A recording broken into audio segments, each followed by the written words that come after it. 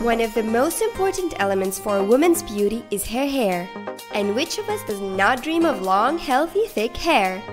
Get to know this natural hair mask from She. Our ingredients for the day: 1 glass of henna that makes your hair thick, strong, and soft by strengthening its roots. 1 glass of rosemary. This herb works as a hair conditioner and helps your hair grow.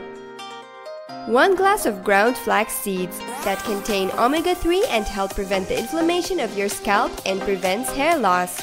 1 glass of ground mahlib, which gives your hair its shine, bounce, and a great smell.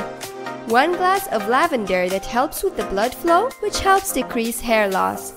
Mix all these contents together with a little bit of olive oil and water and leave them for 15 minutes. Then put them on your hair and cover it for 2 hours. And then wash it well with shampoo.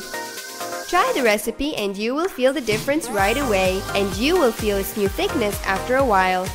If you like this video, give it a thumbs up and don't forget to subscribe so you don't miss out on any information.